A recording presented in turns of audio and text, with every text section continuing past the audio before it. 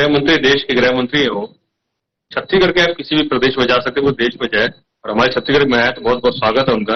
मगर देखिए, आज जब वो आए और उन्होंने जो भाषण दिया, उसमें सबसे दुखद जो लगा, जो कहीं ना कहीं सुरक्षा बलों के शौर्य पर सवाल खड़ा किया है, जो कहीं ना कहीं वहां के लोगों की जो शहादत हुई, स्थानीय लोगों की, उसका अपमान हुआ है। जो सुरक्षा में लगे जो जवान है, तो वो अगर जो शहीद हुए उनका अपमान हुआ है।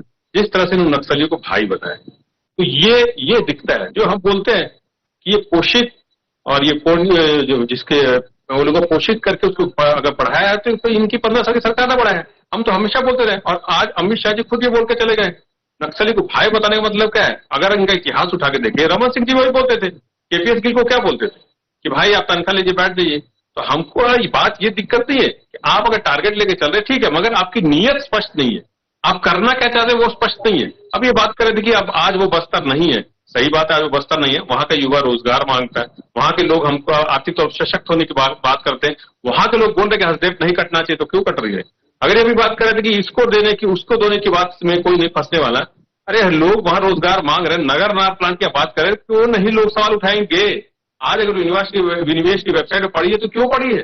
आप उस पर बताइए। आप रोजगार के इस्तेमाल, युवा रोजगार मांगता है। बस्तर का युवा रोजगार ढूंढते ढूंढते रायपुर आता है, और यहाँ पे हत्या हो जाती है।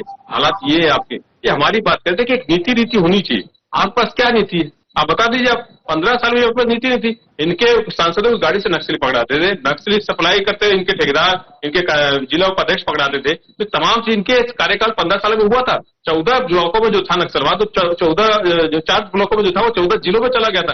ये रमन सिंह के कार्यकाल में था। अरे 15 साल में आप चाहते तो लंदन बना देते बस्तर को, मगर आपने किया क्या? मगर हमारी सरकार जब आई थी, हमने वो काम किया। आप खुद बता दीजिए राजीव जी, कोई जो पार्टी हो, सरकार 15 साल में नहीं कर पाई, 1 साल में कर देगी। तो उसका अगर किसी ने नींव रखी, तो हमने रखी है। 196 गांव में बिजली नहीं पहुंचाई थी। आत्मान स्कूल हमने खोले, 300 स्कूल बंद कर दिए वहां पे। 65 खरीदी हमने की, आज वो भी बंद है। तो हमने एक नींव रखी, जिसकी वजह से उस नींव का आज फल मिल रहा है। इसलिए मैं बोलना चाह रहा हूं, अगर अमित शाह जी आए हैं तो सच या सही चीज बोल के जाए। अब पिछली बार ये बात कर रहे थे कि मुख्यमंत्री हमको रोकते थे। अरे कौन से मुख्यमंत्री रोकते थे बता दिए। 5 अप्रैल 2021, मैं तारीख के साथ आपको बता दूं, 5 अप्रैल 2021 में जब अमित शाह जी वहां गए थे बस्तर, हमारी सरकार थी, उन्होंने बोला कि 85% हमने कम हो गए। यहां तक कि आरपीएफ के डीजीपी ने भी यह बयान दिया कि अब नक्सली पैकअप की तरफ है। तो आज क्यों झूठ बोल रहे हैं?